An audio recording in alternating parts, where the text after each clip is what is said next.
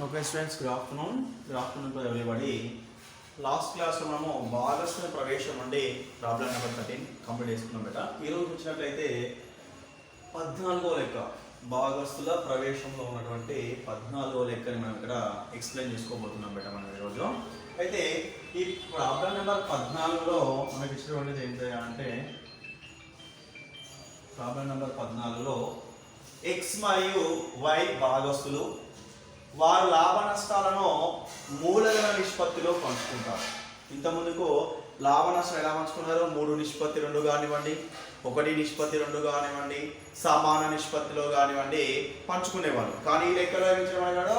మూలధన నిష్పత్తిలో పంచుకుంటారు. ఆ సంస్థలో ఇటువంటి ఎక్స్ కానివ్వండి, వై కానివ్వండి వారి యొక్క లాభాలను మూలధన నిష్పత్తిలో పంచుకుంటారు. మూలధన నిష్పత్తి అంటే ఇక్కడ ఎక్స్ మూలధనం ఎంత ఉంది? 30,000. వై మూలధనం ఎంత ఉంది? 20,000. అంటే ఆ యొక్క మూలధనాల అమౌంట్ మనము నిష్పత్తి ద్వారా లెక్కించవలసి ఉంటుంది. నిష్పత్తి ద్వారా మనము లెక్కించవలసి ఉంటుంది మేట. కాబట్టి ఆ మూలధనాలను మనం లెక్కించినట్లయితే మనకు మూలధన నిష్పత్తి మనకు వస్తుంది. అయితే ఇక్కడ అప్పుడు అండి మూలధనాలు ఎక్స్ 30,000 రూపాయలు, వై 20,000 రూపాయలు, సాధారణ రిజర్వ్ 10,000 రూపాయలు, వర్తక రుణదాతలు 30,000 రూపాయలు, చెల్లింపు బిల్లులు 5,000 రూపాయలు ఇవ్వడం జరిగింది. అయితే అప్పుల మొత్తం ఎంత ఉంది ఇక్కడ? 95,000. అలాగే ఆస్తులు భూమి 25,000 రూపాయలు, ఫర్నిచర్ 10,000 రూపాయలు, సరుకు 10,000 రూపాయలు, రుణగ్రస్తులు 20,000 రూపాయలు, బ్యాంకులో నగదు 30,000 రూపాయలు ఇవ్వడం జరిగింది మేడం. అయితే ఆస్తుల యొక్క మొత్తం విలువ కూడా ఎంత? 95,000 ఇవ్వడం జరిగింది ఇక్కడ మనకు. అయితే చూడండి, జెడ్ ను నూతన భాగస్తునిగా 1/3వ వంతు వాటాను ఇచ్చి చేర్చుకున్నారు. 1/3వ వంతు వాటాను ఇచ్చి జెడ్ ని నూతన భాగస్తునిగా చేర్చుకోవడం జరిగింది. అయితే జెడ్ మూలధనంగా 25,000 తేవాలి. నెక్స్ట్ సెకండ్ వన్, సరుకు విలువ 11,000, భూమి విలువ 30,000. అంటే సరుకు విలువ ఇంతకుముందు ఎంత ఉంది?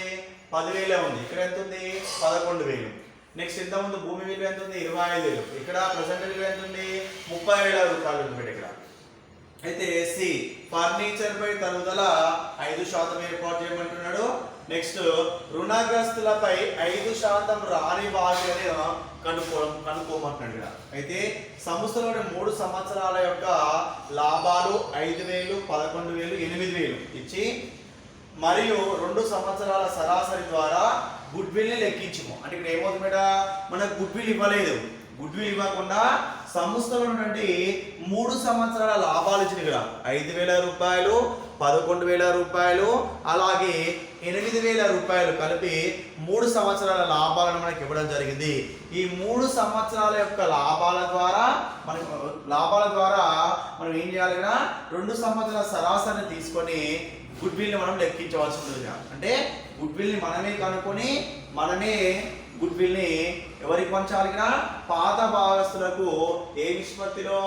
మూలధన నిష్పత్తిలో పంచాలి. ఇక్కడ మూలధన నిష్పత్తి దగ్గర 30,000, 20,000 ఉంది. 30,000, 20,000 నిష్పత్తి ఉంటుందా? ఉండదు. కాబట్టి మూలధనాల నిష్పత్తిని కూడా మనము కనుక్కోవాల్సి ఉంటుంది ఇక్కడ. ఓకేనా? భాగస్తుల యొక్క మూలధన నిష్పత్తిని కూడా కనుక్కోవాల్సి ఉంటుంది బేట. ఆ మూలధన నిష్పత్తి కూడా మనము కనుక్కున్న తర్వాతనే మనము ఆ యొక్క అమౌంట్ ఇక్కడ డిస్ట్రిబ్యూట్ చేయడానికి ఇక్కడ అవకాశం ఉంటుంది బేట. ఓకేనా? కాబట్టి ఇది మనకి ఇచ్చినటువంటి లెక్క. సో ఇందులో మనం చేయాల్సింది ఇక్కడ పునర్మూల్యాంకన ఖాతా, తర్వాత నగదు లేదా బ్యాంకు ఖాతా, అలాగే గుడ్ విల్ ఖాతా మరియు భాగస్తుని మూలధన ఖాతాలు, చివరగా నూతన ఆస్తి అప్పుల పరికరం మనం ఇక్కడ తయారు చేయాలి. వీటితో పాటు మనం ఏం కనుక్కోవాలి? భాగస్తుల నిష్పత్తి కనుక్కోవాలి. అలాగే గుడ్ విల్ ని కూడా లెక్కించాలి. మనం గుడ్ విల్ ఇచ్చిన మనకు ఇవ్వలేదు కాబట్టి గుడ్ విల్ ని కూడా లెక్కించవలసి ఉంటుంది. ఇందులో గుడ్ విల్ మొత్తాన్ని కనుక్కొని అప్పుడు గుడ్ విల్ ఖాతా మనం తయారు చేయాలి ఇక్కడ. ఓకేనా? కాబట్టి ఫస్ట్ మనం తీసుకునే ఖాతా ఏమిటా? పునర్మూల్యాంకన ఖాతా. కాబట్టి తీసుకొని ఇక్కడ పునర్మూల్యాంకన ఖాతా యొక్క నమూనాను మనం తీసుకుంటాం ఇక్కడ.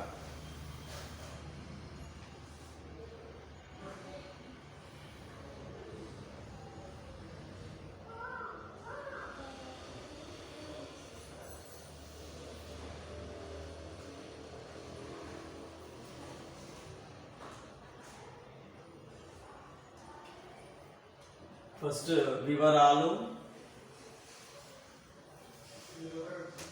అలాగే మొత్తం రూపాయలు, నెక్స్ట్ వచ్చేసి వివరాలు మొత్తం రూపాయలు. ఇది మనకు పునర్మూల్యాంకన ఖాతా. కాబట్టి రాయండి ఇక్కడ పైన టైటిల్ పునర్మూల్యాంకన ఖాతా. ఎడమ చేతి వైపు కుడి చేతి వైపు క్రెడిట్, ఎడమ చేతి వైపు డెబిట్. ఇక్కడ ఏమన్నా రాస్తాం మేడం మనము వివరాలు, అలాగే మొత్తం, నెక్స్ట్ వివరాలు మొత్తం.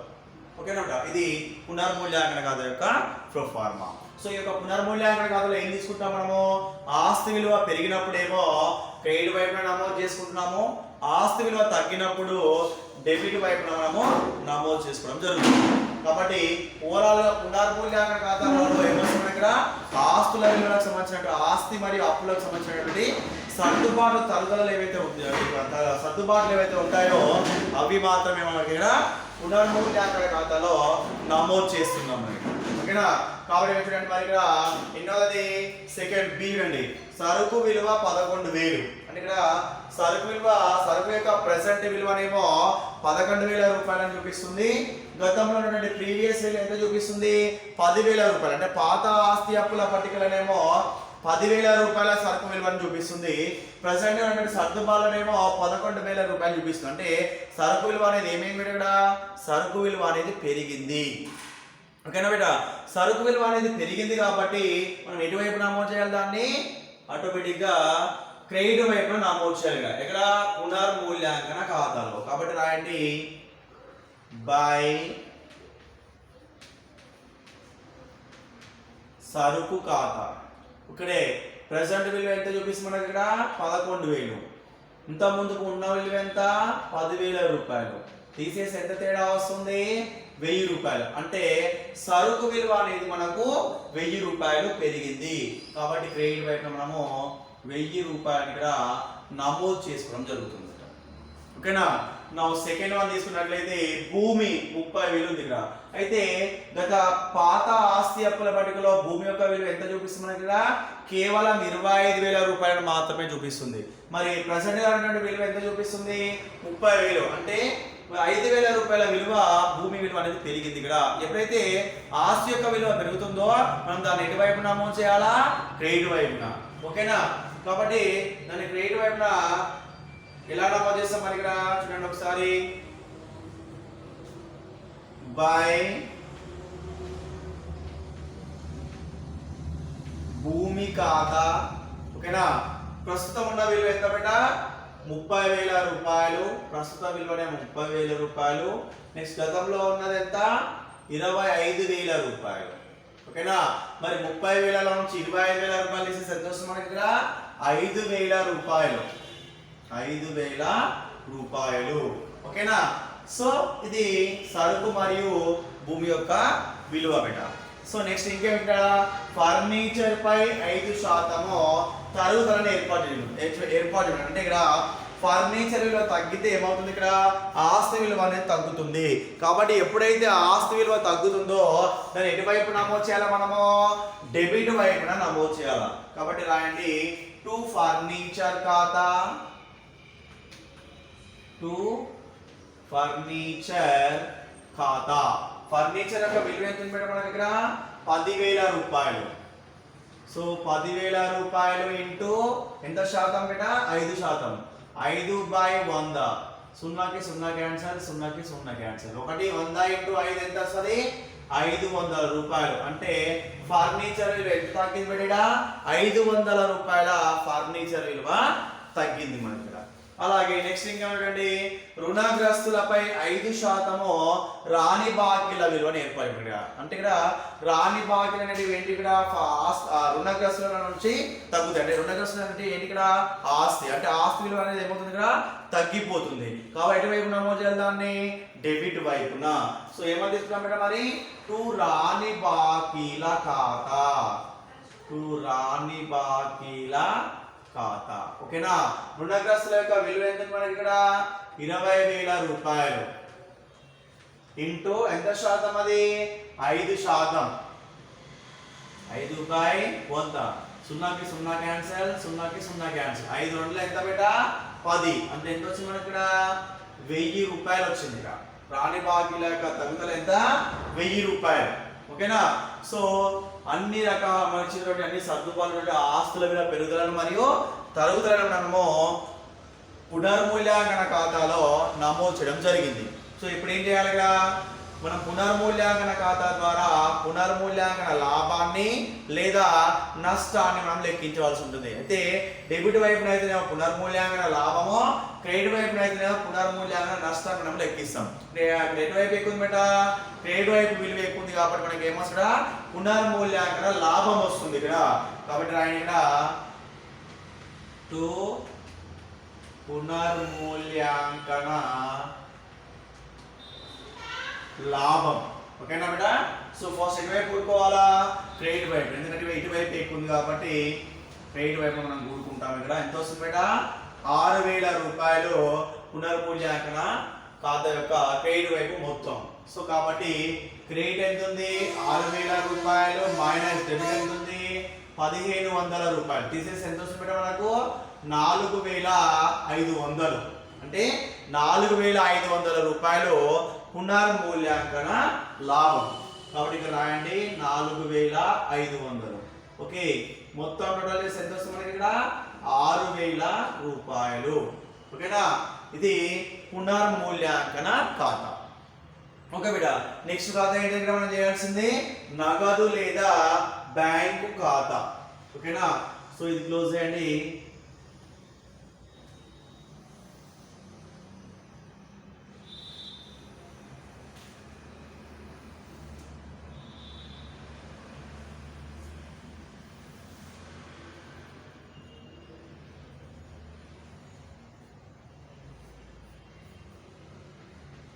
డెబిట్ క్రెడిట్ ఓకేనా అండ్ ఇక్కడ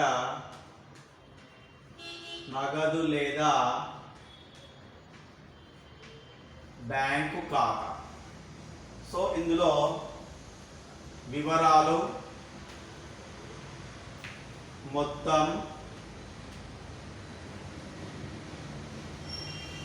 వివరాలు మొత్తం ఓకే బేట సో అయితే ఇక్కడ నగదు లేదా బ్యాంక్ ఖాతాలో తెచ్చిన నిల్వలు తెలిసిన నిల్వలు ఉంటాయి ఇక్కడ తెచ్చిన నిల్వ అనేది మనం ఎటువైపు నమోదు చేస్తాం ఇక్కడ డెబిట్ వైపున నమోదు చేసుకోవాల్సి ఉంటుంది కాబట్టి రాయండి టు తెచ్చిన నిల్వ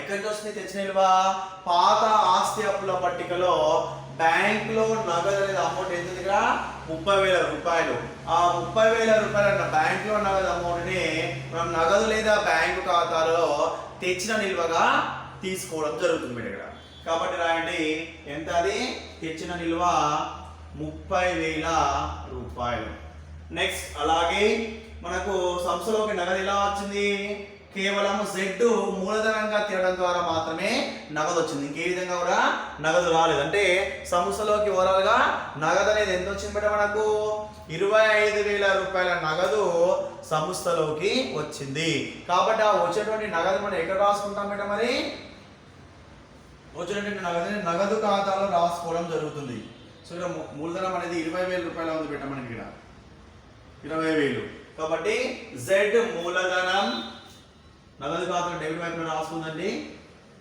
Z మూలధనం ఓకేనా బేట ఎంత మూలధనం ఖాతా 20,000 రూపాయల మూలధనాన్ని Z తీసుకొని రావడం జరిగింది ఎంత మూలధనం తీసుకొచ్చింది ఇక్కడ 20,000. అలాగే సంస్థలో నుంచి ఏదైనా నగదు బయటకు వెళ్ళిపోయిందా అంటే ఎలాంటి నగదు కూడా సంస్థల నుంచి బయటకు వెళ్ళలేదు ఇక్కడ. కాబట్టి అందుకే క్రెడిట్ వైపు మనము ఏమి కూడా నమోదు చేయలేదు. ఓకేనా. సో ఇంకేం చేస్తాం ఇక్కడ నగదు ఖాతాని ముగిస్తాం ఇక్కడ. సో ఎంత వస్తుంది చూడండి ఒకసారి. నగదు ఖాతా ముగిస్తున్నప్పుడు 3 2 ఎంత 5 అంటే ఎంత వచ్చింది 50,000 రూపాయలు డెబిట్ వైపున. క్రెడిట్ వైపున ఎలాంటి విలువ అనేది ఇక్కడ ఇవ్వలేదు కాబట్టి డైరెక్ట్ గా 50,000 రూపాయలు మనం ఏమని రాస్తాం ఇక్కడ తేల్చిన నిల్వగా రాస్తాం. కాబట్టి ఇక్కడ రాయండి బై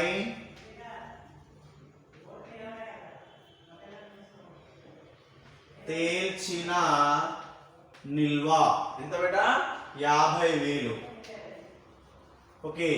మొత్తం టోటల్ అమౌంట్ కూడా ఎంత వస్తుంది మనకి ఇక్కడ 50,000 రూపాయలే వస్తుంది. కాబట్టి ఇక్కడ రాయండి 2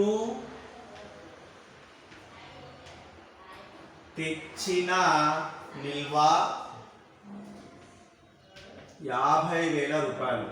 ఈ 50,000 రూపాయలు తెచ్చిన నిల్వ ఏదైతే ఉందో ఈ యొక్క అమౌంట్ మొత్తాన్ని నూతన ఆస్తి అప్పుల పట్టికలో ఆస్తుల వైపున బ్యాంకులో నగదు అనే 30,000 రూపాయలకు బదులుగా మనం ఎంత తీసుకుంటాం బేట ఇక్కడ 50,000 రూపాయలను మనము తీసుకోవడం జరుగుతుంది బేట. ఓకేనా. ఇది నగదు లేదా బ్యాంకు ఖాతా.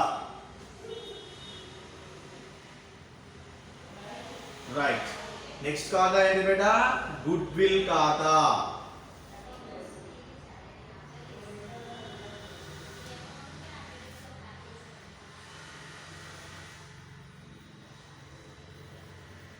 ఓకే. ఇందులో రాయండి డెబిట్ క్రెడిట్ ఇది ఖాతా గుడ్ విల్ ఖాతా. ఓకే. ఫస్ట్ వన్ ఏంటి బేటా వివరాలు. సెకండ్ వన్ మొత్తం. అలాగే నెక్స్ట్ వన్ వచ్చేసి వివరాలు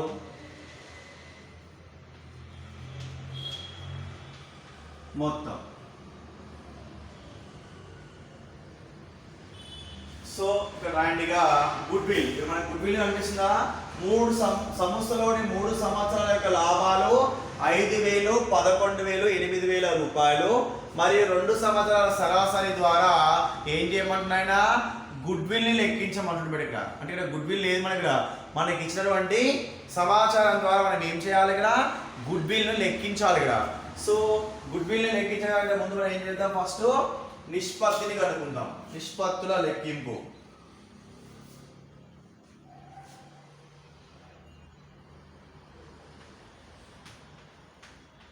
భాగస్తుల నిష్పత్తి లెక్కింపు. ఎందుకంటే మూలధన నిష్పత్తి ఇచ్చిన ఆయన ఆ మూలధన నిష్పత్తి మనం ఎట్లా తీసుకోవాలి కదా. ఎక్స్ యొక్క మూలధన నిష్పత్తి ఎంత బేట 30,000 రూపాయలు. నెక్స్ట్ వై యొక్క నిష్పత్తి ఎంత ఇది ఎక్స్ ఇది వై. వై ఎంత 20,000 రూపాయలు.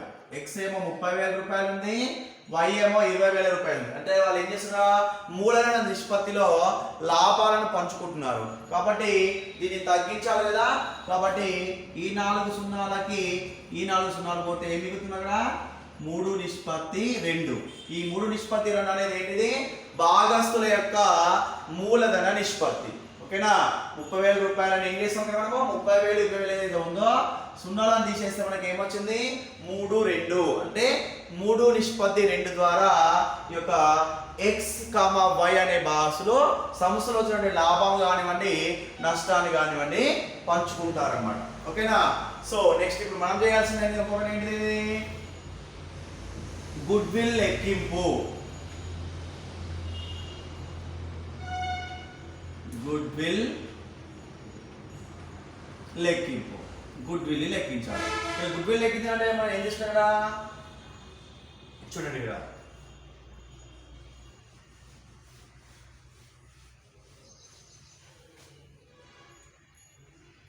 సరాసరి లాభాలు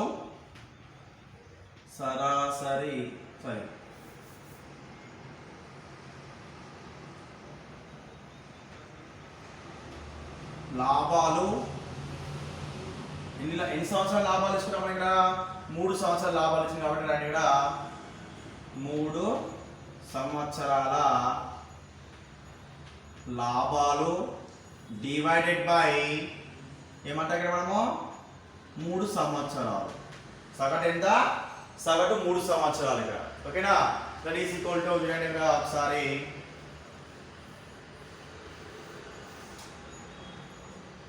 సో 3 సంవత్సరాల లాభాలు ఏమి ఇచ్చింది మనకు? 5,000 రూపాయలు ప్లస్ 11,000 రూపాయలు ప్లస్ 8,000. ఓకేనా? 5,000 ప్లస్ 11,000 ప్లస్ 8,000 ఏంటిది? 3 సంవత్సరాల యొక్క లాభాలు డివైడెడ్ బై ఎన్ని సంవత్సరాలు? 1 2 3 3. ఓకేనా? సో అప్పుడు ఏమొస్తుంది ఇక్కడ ఒకసారి 5 11 ఎంత? 16 16 8 24 24,000 డివైడెడ్ బై 3 ఎంత వచ్చింది బేట? 24,000 డివైడ్ బై 3 అంటే 24,000 3తో ఏం చేయాలా?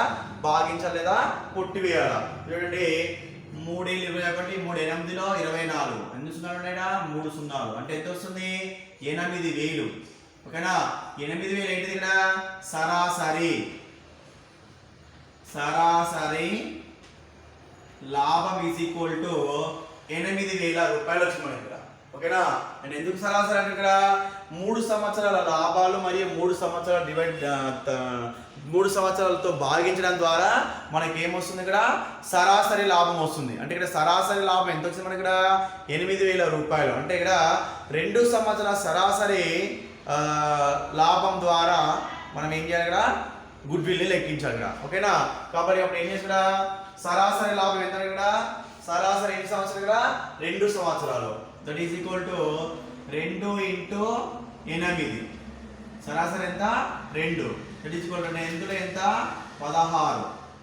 ఓకేనా? తెలుసుకున్నా 1 2 3 అంటే ఏమొచ్చింది ఇక్కడ? 2 8లో 16 అంటే 16,000 రూపాయలు మనకి ఏమొస్తుంది బేట? గుడ్ విల్ వస్తుంది. అంటే ఇక్కడ రాయండి ఇక్కడ therefore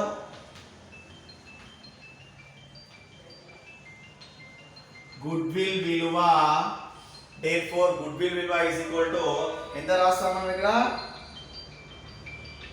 goodwill విలువ is equal to 16,000 రూపాయలు బేట. goodwill విలువ is equal to 16,000 అంటే ఈ 16,000 రూపాయల గుడ్విల్ ని మనం ఏం చేయాలి? పాత భాగస్తులకు మూలధన నిష్పత్తి ద్వారా మనం గుడ్విల్ ఖాతాలో డిస్ట్రిబ్యూట్ చేయాలి. ఓకేనా? పాత భాగస్తులకి వారికి ఉన్నటువంటి మూలధన నిష్పత్తిలో పంచాలన్నమాట. ఇక్కడ చూడండి ఇక్కడ గుడ్విల్. సో ఇక్కడ రాయండి ఫస్ట్ టు ఎవరైనా ఎక్స్ ఖాతా గుడ్విల్ ఏ నిష్పత్తిలో వస్తుంది? 3:2. ఈ 3:2 ఎక్కడ? భాగస్తుల యొక్క మూలధన నిష్పత్తి లెక్కించగలం. భాగస్తుల నిష్పత్తి లెక్కిస్తే ఎంత వచ్చింది మనకి? 3:2 3:2 వచ్చింది. ఈ యొక్క 3:2 ద్వారా మనం ఏం చేస్తున్నామో భాగస్తుల యొక్క గుడ్విల్ ని పంచుతున్నాం మనం. అంటే గుడ్విల్ విలువ ఎంత వచ్చింది మనకి? 16,000 రూపాయల గుడ్విల్ విలువ వచ్చింది. ఆ 16,000 రూపాయల గుడ్విల్ ని పాత భాగస్తులకు వారి యొక్క మూలధన నిష్పత్తిలో పంచడం జరుగుతుంది ఇక్కడ. ఓకేనా? సో 16,000 రూపాయలు ఇంటూ ఎక్స్ యొక్క వాటా ఎంత? 3 3 ప్లస్ 2 ఎంత? 5. ఓకేనా? 5 ఎక్కం 5 5 ముళ్ళ 15. ఓకేనా? 5 2 10 ఎన్ని సున్నాలు ఇక్కడ? 2 3,200 వచ్చింది ఇక్కడ. ఇంటూ 3తో గుణిస్తాం. సో చూడండి 3 0 0 3 0 0 3 2 6 3 3 9 ఎంత వచ్చింది బేట? 9,600 రూపాయలు ఎవరి గుడ్విల్? అది ఎక్స్ యొక్క గుడ్విల్. 9,600 రూపాయలు ఎక్స్ యొక్క గుడ్విల్. నెక్స్ట్ ఎక్స్ ఇక్కడ వై టు వై ఖాతా సేమ్ 16,000 రూపాయలు ఇంటూ నా యొక్క వాటా ఎంత? 2 2/5 5 ఎక్కం 5 5 ముళ్ళ 15 5 2 10. సో 3,200 ఇంటూ 2 ఎంత వస్తుంది? 2 0 0 2 0 0 2 2 4 2 3 6 అంటే ఎంత వచ్చింది బేట 6400 రూపాయలు. ఓకేనా. సో టోటల్ చేయండి ఎంత వస్తుంది మరి ఇక్కడ 0 0 6 4 10 16 ఎంత అవుతుంది టోటల్ 16,000 రూపాయలు. సో అప్పుడు ఏమన్నా రాసాం మనము బై తేల్చిన నిల్వ ఎంత వస్తుంది అక్కడ గుడ్ విల్ అనే సంవత్సరం ఎక్కడ వెళ్ళిపోలేదు కాబట్టి గుడ్ విల్ ఎంత ఉందో అంతే ఉంది కాబట్టి డెబిట్ వైపు టోటల్ ఎంత ఉందో అదే మొత్తం మనకి ఏమొస్తుంది ఇక్కడ తేల్చిన నిల్వ. కాబట్టి తేల్చిన నిల్వ ఎంత బేట 16,000 రూపాయలు. సో టోటల్ చేస్తే కూడా ఎంత వస్తుంది మనకు 16,000 రూపాయలే వస్తుంది. కాబట్టి ఇక్కడ రాయండి టు తెచ్చిన నిల్వ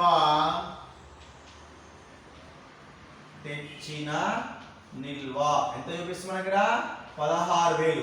అంటే ఈ 16,000 రూపాయల గుడ్ విల్ ని ఎక్కడ నమోదు చేస్తామో నూతన ఆస్తి అప్పుల పట్టికలో ఆస్తుల వైపున గుడ్ విల్ విలువ ఎంత తీసుకుంటాం ఇక్కడ 16,000 రూపాయలనే గుడ్ విల్ విలువను తీసుకోవాల్సి ఉంటుంది బేట. ఎందుకంటే గుడ్ విల్ అనేది సంస్థలోనే లెక్కిస్తున్నాం, నూతన భాగస్తులు గుడ్ విల్ ఇక్కడ తీసుకొని రావటం లేదు. ఇక్కడ ఎప్పుడైతే నూతన భాగస్తులు గుడ్ విల్ ని సంస్థలోకి తీసుకొని వస్తలేడో అప్పుడు ఏం చేస్తాం ఇక్కడ నగదు ఖాతాలో నమోదు చేయకుండా ఆ యొక్క గుడ్ విల్ ని గుడ్ విల్ ఖాతాలో మరియు భాగస్తుల మూలధన ఖాతాలో చివరగా ఆస్తి అప్పుల పట్టికలో ఆస్తుల వైపున నమోదు చేస్తున్నాం. ఓకేనా. ఒకవేళ నూతన భాగస్తులు గుడ్ విల్ ని తీసుకొస్తే నగదు ఖాతాలో నమోదు చేసే వాళ్ళము, ఆస్తి అప్పుల పట్టికలో నమోదు చేసే వాళ్ళం కాదు ఇక్కడ. ఓకేనా. ఇక్కడ ఏమవుతుంది అంతా రివర్స్ జరుగుతుంది కాబట్టి అందుకోసమే గుడ్ విల్ ఎప్పుడైతే నగదు రూపంలో వస్తలేదో ఆ నగదుని మనము నగదు ఖాతాలో నమోదు చేయకుండా ఆస్తి అప్పుల పట్టికలో నమోదు చేయడం జరుగుతుంది బేట. ఓకేనా. ఇది భాగస్తుల నిష్పత్తి లెక్కింపు, గుడ్ విల్ లెక్కింపు. 3 సంవత్సరాల లాభాలు డివైడ్ బై 3 సంవత్సరాలు, దీని ఏమంటాం సరాసరి. సరాసరి ఈజ్ ఈక్వల్ టు 3 సంవత్సరాల లాభాలు డివైడ్ బై 3 సంవత్సరాలు. ఓకేనా.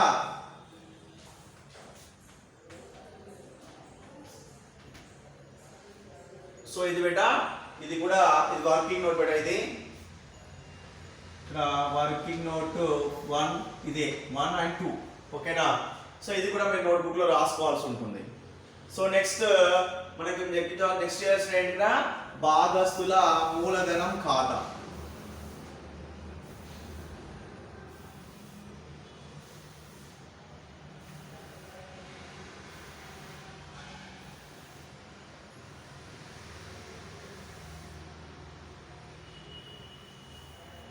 నెక్స్ట్ భాగస్తుని మూలధనం ఖాతా.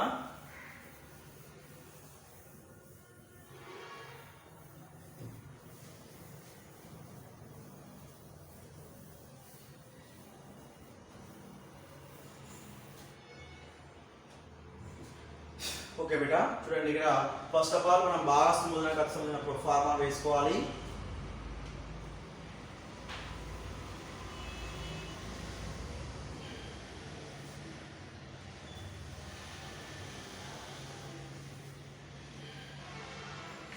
సో ఫస్ట్ వివరాలు x y and z. At the same time వివరాలు x y and z. ఓకేనా బేటా. సో ఇక్కడ రాయండి భాగస్తుల మూలధనం ఖాతాలు.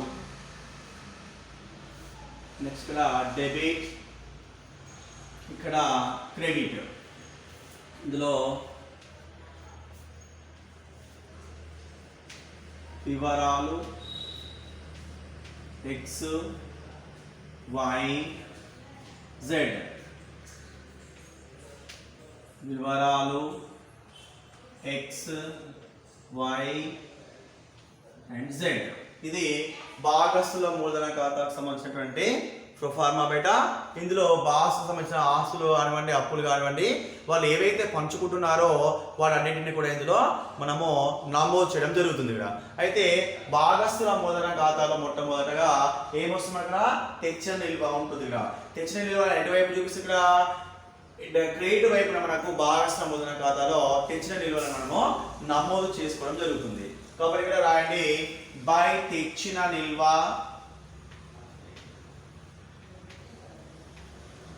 తెచ్చిన నిల్వ. తెచ్చిన నిల్వ ఎక్కడ ఉంటాయి? ఇక్కడ పాత ఆస్తి అప్పుల పట్టికలో x యొక్క మూలధనము y యొక్క మూలధనం ఏదైతే ఉందో ఆ మొత్తాన్ని మనం తెచ్చిన నిల్వగా రాస్తున్నాం. ఇక్కడ x యొక్క మూలధనం ఎంత బేట? 30,000 రూపాయలు. x మూలధనం 30,000, y మూలధనము 20,000 రూపాయలు. z మూలధనం ఎంత? నిల్లు బేట, ఎందుకంటే z లేనప్పుడు. నెక్స్ట్ బై గుడ్ విల్ ఖాతా, బై గుడ్ విల్ ఖాతా ఎంత బేట? గుడ్ విల్ x ఏమో 9,600, y ఏమో 6,400. ఓకేనా?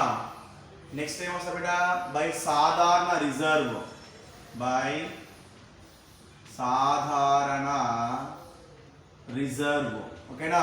ఈ యొక్క సాధారణ రిజర్వ్ ఏ నిష్పత్తి ప్రకారం పంచాలి? భాగస్థుల యొక్క మూలధన నిష్పత్తి. మూలధన నిష్పత్తి ఎంత బేట? 3:2, అంటే 3:2. ఓకేనా? సో సాధారణ రిజర్వ్ ఎంత ఉంది మనకి ఇక్కడ? 10,000 రూపాయలు. 10,000 రూపాయలు ఇంటూ x యొక్క మూలధనం వాటా ఎంత? 3/5, కామా y యొక్క వాటా ఎంత? 2/5.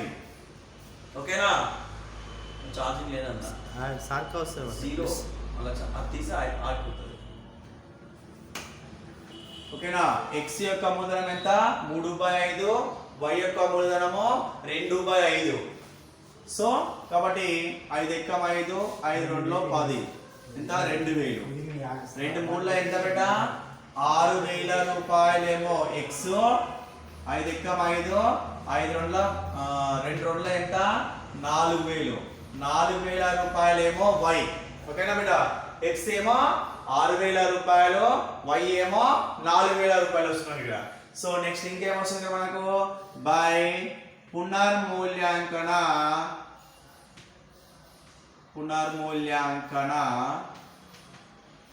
లాభం. ఓకేనా బేట? పునర్మూల్యాంకన లాభాన్ని మనం లెక్కిస్తాం ఇక్కడ. అంటే పునర్మూల్యాంకన లాభం ఎంత వస్తుంది ఇక్కడ? 4,500 ఇంటూ సేమ్ నిష్పత్తి 3/5, 2/5.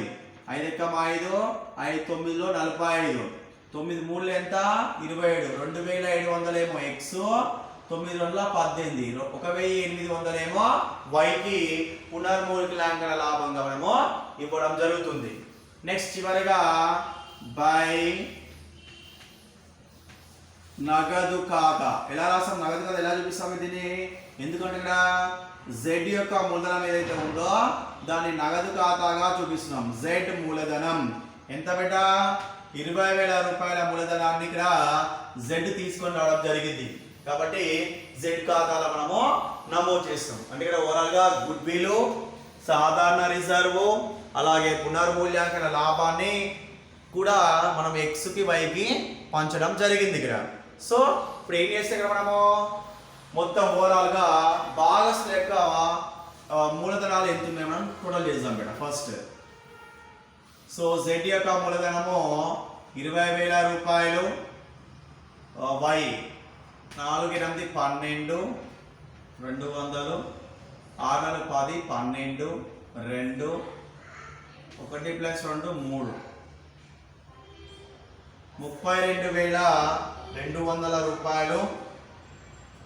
అలాగే x 0 0, 6 7 13, ఓకేనా? 9 6 14, 2 16 1 17, సారీ 18 అవుతుంది ఇక్కడ. 8 8 4 ఎంత వచ్చింది? 48,300 రూపాయలు, 32,200, 20,000 రూపాయలు వస్తుంది ఇక్కడ. సో నెక్స్ట్ ఇక్కడ రాయండి. టు తెచ్చిన నిల్వ, తేల్చిన నిల్వ అంటే క్రెడిట్ వైపున ఎలా, డెబిట్ వైపు సంస్థల నుంచి బాక్స్లో ఎలాంటి అమౌంట్ కూడా విత్డ్రా చేసుకోలేదు, ఉపసంహరణ చేసుకోలేదు. కాబట్టి మనం డెబిట్ వైపున ఎలాంటి అమౌంట్ కూడా రాయడం జరగలేదు బిడ్డ. ఓకేనా? సో మరి ఏం రాస్తాం ఇక్కడ? ఎక్స్ యొక్క, వై యొక్క, జెడ్ యొక్క టోటల్ ఏదో అదే దాన్ని మనము తేల్చిన నిల్వగా తీసుకోవడం జరుగుతుంది. ఓకేనా? ఎక్స్ యొక్క నిల్వ ఎంత చెప్పండి? 48,300. నెక్స్ట్ వన్ వచ్చేసి 32,200, అలాగే 20,000 రూపాయలు జెడ్ యొక్క మూలధనాలు. ఓకేనా? సో మూలధనాల మొత్తాన్ని టోటల్ చేద్దాం మనం ఇక్కడ. 20,000,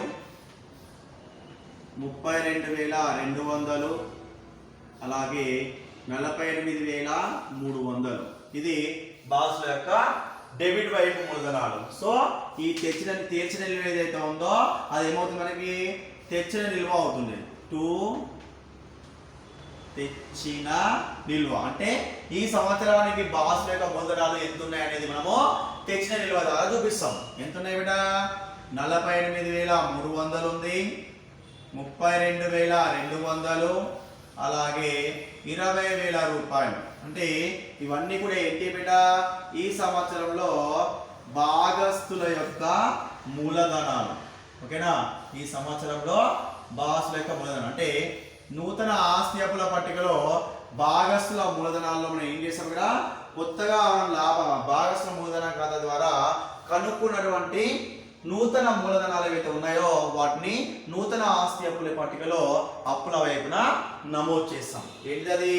48,300 ఎక్స్, 32,200 వై, 20,000 రూపాయలు జెడ్ అని మనము నమోదు చేయడం జరుగుతుంది. ఓకేనా బిడ్డ?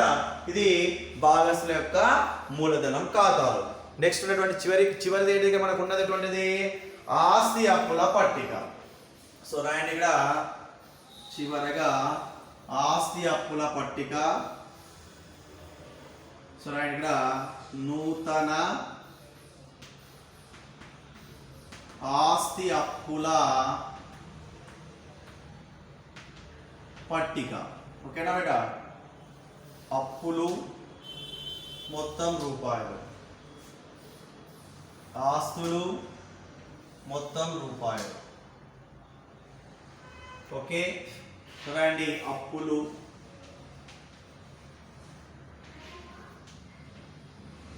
మొత్తం, ఆస్తులు మొత్తం. ఓకే బిడ్డ? సో ఫస్ట్ అప్పుల వైపు వెళ్తున్నాము. అట్లా ఏమున్నాయి? మూలధనాలు. ఎవరు మూలధనాలు? X, Y, Z. ఎక్స్ యొక్క మూలధనం ఎంత? 48,300, అలాగే 32,200, అలాగే 20,000 రూపాయలు. జెడ్ యొక్క మూలధనం. ఓకేనా? నెక్స్ట్ ఏమంటే ఇంకా అసలు సాధారణ రిజర్వ్ ఆల్రెడీ తీసేసుకున్నాం భాగస్తుల మూలధన ఖాతాలో. నెక్స్ట్ వర్తక రుణదాతలు. వర్తక రుణదాతలు ఎంత ఉంది బేట? 20,000 రూపాయలు. అలాగే చెల్లింపు బిల్లులు. చెల్లింపు బిల్లులు 5,000 రూపాయలు తీసుకోవడం జరిగింది ఇక్కడ. ఇవి అప్పులు. నెక్స్ట్ ఆస్తుల వైపు భూమి. భూమి యొక్క విలువ ఎంత ఉంది? 25,000. అంటే ఏమైంది? భూమి యొక్క విలువ పెరిగింది కదా, కాబట్టి ప్లస్ పెరుగుదల. ప్లస్ పెరుగుదల ఎంత బేట? 5,000 రూపాయలు. మొత్తం ఎంత అవుతుంది? 30,000 రూపాయలు. నెక్స్ట్ వన్ వచ్చేసి ఫర్నిచర్. ఫర్నిచర్ విలువ ఏమైంది? తగ్గింది. అసలు ఫర్నిచర్ విలువ ఎంత? 10,000 రూపాయలు. మైనస్ తరుగుదల ఎంత బేట? 1,000 రూపాయలు తగ్గింది. కాబట్టి 9,000 రూపాయలు. నెక్స్ట్ సరుకు విలువ ఎంత ఉంది మనకు 10,000 అంటే సరుకు విలువ ఏమైంది 1000 రూపాయలు పెరిగింది కదా కాబట్టి ప్లస్ పెరుగుదల 1000 రూపాయలు మొత్తం ఎంత అవుతుంది 11,000. నెక్స్ట్ రుణగ్రస్తుల విలువ ఎంత ఉంది పెట్టా మనకి ఇక్కడ 20,000 రూపాయలు. 20,000 రూపాయలు రాని బాకీలు ఎంత అయినాయి 1000 రూపాయలు కాబట్టి మైనస్ రాని బాకీలు 1,000 రూపాయల 1,000 రూపాయలు తీసేసి మనకి ఎంత వస్తుంది 19,000. రాని బాకీలు 1,000 రూపాయలు తీసేసి మనకి ఎంత వస్తుంది 19,000. నెక్స్ట్ బ్యాంకులో నగదు. సో గతంలో ఎంత ఉండే మనకు కేవలము 30,000 ఉండే మూలధనం యాడ్ ఎంత అవుతుంది మనకు 50,000. అండ్ చివరిగా గుడ్ విల్ ఎంత పెట్ట గుడ్ విల్ 16,000. ఇవి ఆస్తులు ఇవి అప్పులు. చూడండి 0 0 3 2 5 8 2 10 15 4 7 9 9 2 11 plus 1 wait for a minute 15 32 20 30 ఓకేనా ఉన్న దాదాపు 30,000 ఉంది బేట. ఓకే రైట్ 4 7 7 10 13 ఓకేనా కాబట్టి 3,35,500 వస్తుంది కదా చూడండి 0 0 0 ఓకేనా. సో 9 1 10 19 6 25